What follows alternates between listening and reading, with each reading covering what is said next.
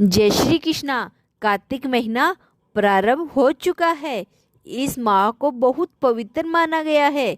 इस माह में ही भगवान विष्णु अपनी योग निद्रा से जाग जाते हैं और तब सभी तरह के मांगलिक कार्य प्रारंभ हो जाते हैं। इसी कार्तिक मास में दीपावली का महापर्व आता है। पुराणों में कार्तिक मास की महिमा का वर्णन मिलता है। इसी माह में दीपदान, स्नान, विष्णु पूजा और तुलसी पूजा के साथ पौराणिक कथा सुनने का बहुत ही खास महत्व होता है। आओ पढ़ते हैं यानी सुनते हैं कार्तिक मास की कथा। इससे पहले आप पहले चैनल को सब्सक्राइब और वीडियो को लाइक कर दें। कार्तिक मास की कथा।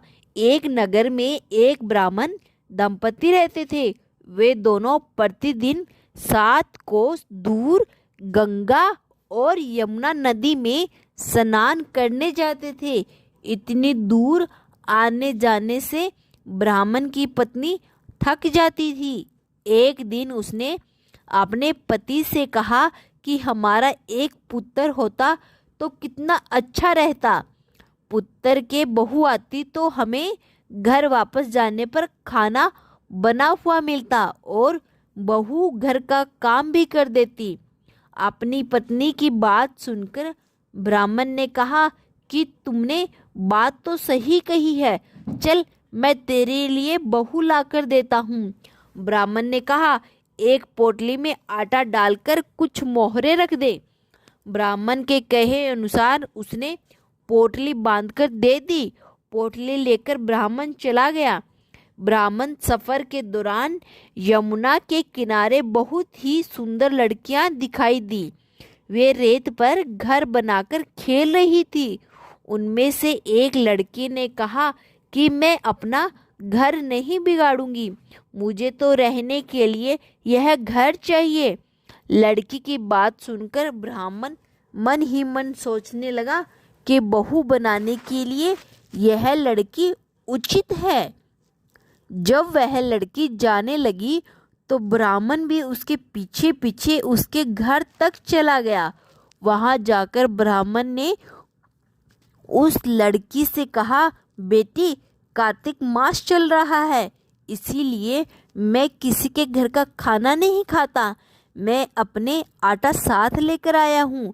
तुम अपनी माता से पूछो कि क्या वह मेरे लिए आटा छानकर 4 रोटी बना देगी। यदि वह मेरा आटा छानकर रोटी बनाएगी तो मैं रोटी खा लूँगा। लड़की ने जाकर कहा, अपनी माँ से सारी बात बताई। माँ ने कहा, उचित है, जाकर ब्राह्मण देव से कह दो कि वह अपना आटा दे दे, मैं रोटी बना दूंगी। जब वह आटा छानने लगी तो आटे में से मोहरे निकली। वह सोचने लगी कि जिसके आटे में इतनी मोहरे हैं उसके घर में कितनी मोहरे होगी। जब ब्राह्मण खाना खाने बैठा तो लड़की की माँ ने उससे ब्राह्मण से पूछा, क्या आपका कोई लड़का है और क्या आप उस लड़की की सगाई करने जा रहे हो। यह सुनकर ब्राह्मण ने कहा कि मेरा लड़का तो काशी में पढ़ने गया हुआ है, लेकिन यदि तुम कहो तो खांड कटोरे से विवाह करके मैं तेरी बेटी को अपने साथ ले जाऊंगा। लड़की की माँ ने कहा, ठीक है ब्राह्मण देव। इस पर लड़की की माँ ने लड़की की खांड कटोरे से शादी करके ब्राह्मण के साथ भेज दिया। ब्राह्मण ने घर आकर कहा, रामू की माँ, दरवाजा खोलकर देख, मैं तेरे लिए बहू लेकर आया हूँ। ब्राह्मण की पत्नी भीतर से ही बोली, हमारे तो कोई बेटा बेटी नहीं है तो बहू कहाँ से आई। दुनिया ताना मारती थी, जब आप भी मारने लगे। ब्राह्मण ने कहा, तू दरवाजा खोलकर तो देख। जब ब्राह्मणी ने दरवाजा खोला तो सामने बहू खड़ी दिखी। उसने बहू का स्वागत किया और आदर संस्कार से अंदर ले गई। अब जब ब्राह्मण अपनी पत्नी के साथ नदी स्नान करने जाता तो पीछे से बहू घर का सारा काम करके और खाना बनाकर रख देती थी। वह उनके कपड़े धोती और रात को हाथ पैर भी दबाती थी। इसी तरह बहुत दिन बीत गए। ब्राह्मणी ने अपने बहू से कहा, बहू, कभी भी चूल्हे की आग मत बुझने देना और मटके का पानी खत्म मत होने देना। परंतु एक दिन चूल्हे की आग बुझ गई। यह देखकर बहू घबरा गई और भागी भागी अपनी पड़ोसन के पास गई और कहा कि मेरे चूल्हे की आग बुझ गई है, मुझे थोड़ी आग चाहिए। मेरे सास ससुर सुबह 5 बजे से गए हुए हैं, वे थके हुए घर आएंगे, इसीलिए मुझे उनके लिए खाना बनाना है। यह सुनकर पड़ोस ने कहा, तू तो बावली है, तुझे यह दोनों मिलकर पागल बना रहे हैं। इनके कोई पुत्र नहीं है, ये निसंतान है। बहू ने कहा, नहीं, ऐसा मत बोलो, इनका बेटा तो बनारस काशी में पढ़ने गया हुआ है। इस पर पड़ोसन ने कहा कि यह तुझे झूठ बोलकर लाए हैं, मेरी बात सच मान, इनके कोई बेटा नहीं है। अब बहू पड़ोसन की बात तो में आ गई और कहने लगी कि अब आप ही बताओ मैं क्या करूं। पड़ोसन ने कहा कि करना क्या है, जब तुम्हारे सास ससुर आए तो जली हुई रोटियां बनाकर देना और बिना नमक की दाल बनाकर देना, खीर की दाल में और दाल की कच्ची खीर में डाल देना। पड़ोस ने इसे अच्छे से सिखा पढ़ा दिया। फिर जब उससे 7 सास ससुर घर आए तो उसने न तो उनका आदर संस्कार किया और न ही उनके कपड़े धोए। जब उसने सास ससुर को खाना दिया तो सास बोली, बहू, आज यह रोटी जली हुई क्यों है और दाल आलूनी है। तब बहू ने पलट कर कहा, एक दिन ऐसा खाना खा लोगे तो कुछ नहीं बिगड़ जाएगा तुम्हारा।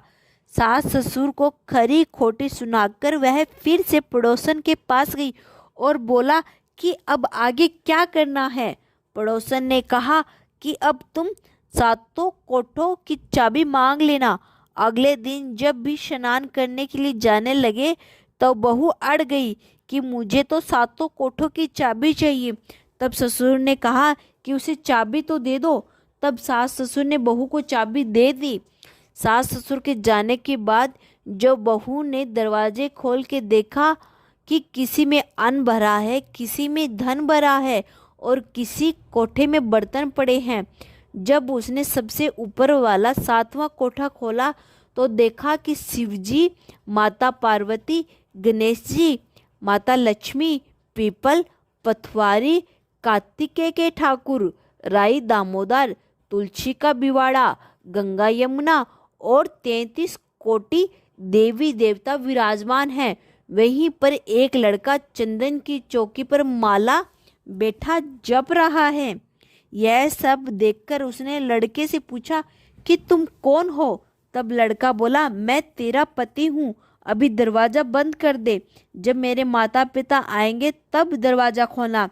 यह सब देख बहुत खुश हुई और 16 श्रृंगार कर सुंदर वस्त्र पहनकर अपने सास ससुर का इंतजार करने लगी। उसने अपने सास ससुर के लिए अच्छे अच्छे पकवान बनवाए। जब उसके सास ससुर घर आए तो उसने उनका आदर संस्कार किया और प्रेम पूर्वक खाना खिलाया और हाथ पैर दबाने लगी। पैर दबाते दबाते बहू ने कहा कि माँ, आप इतनी दूर गंगा यमुना स्नान करने के लिए जाती हो तो आप थक जाती हो, इसीलिए आप घर पर ही स्नान क्यों नहीं करती हो। यह सुनकर सास कहने लगी, बेटी, गंगा यमुना घर पर तो नहीं बहती है।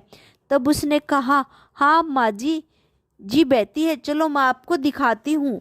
जब बहू ने 7वां कोठा खोलकर दिखाया तो उसमें शिवजी, पार्वती, गणेश जी, लक्ष्मी जी, पीपल, पथवारी, कार्तिकेय के ठाकुर, राई दामोदर, तुलसी जी का बिवड़ा, गंगा यमुना बह रही है और 33 कोटि देवी देवता विराजमान है। वहीं चौकी पर बैठा एक लड़का माला जप रहा है।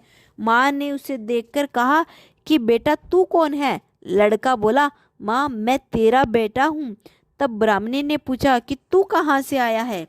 लड़के ने जवाब दिया कि मुझे कार्तिकेय ने भेजा है। माँ, ने कहा, बेटा यह संसार कैसे मानेगा कि तुम मेरा बेटा है। माँ ने कुछ विद्वान पंडितों से मदद मांगी। पंडितों ने कहा, इस पार बहू बेटा खड़े हो जाओ और उस पार माँ खड़ी हो जाए। माँ ने चमड़े की अड़ियाँ पहनी थी और छाती में से दूध की धार निकलकर बेटे की दाढ़ी मूछ भीगी और पवन पानी से गंठ जोड़े बंधे, तब मानेंगी कि यह माँ का ही बेटा है। उसने ऐसा ही किया। चमड़े की अंगड़ियां फट गई और छाती में से दूध की धार निकल गई और बेटे की दाढ़ी मूछ भीग गई। पवन पानी से बहू बेटे का गंठ जोड़ा बंध गया। यह सब देखकर ब्राह्मण और उसकी पत्नी खुशी का ठिकाना नहीं रहा। तो यह थी कार्तिक मास की कथा। यह कार्तिकेय के ठाकुर जैसे ब्राह्मण और ब्राह्मणी को बेटा बहू दिया, वैसे सबको देना। कार्तिक मास की कथा कहने सुनने और उखाड़ा बनने से सब परिवार को देना। जय श्री कृष्णा।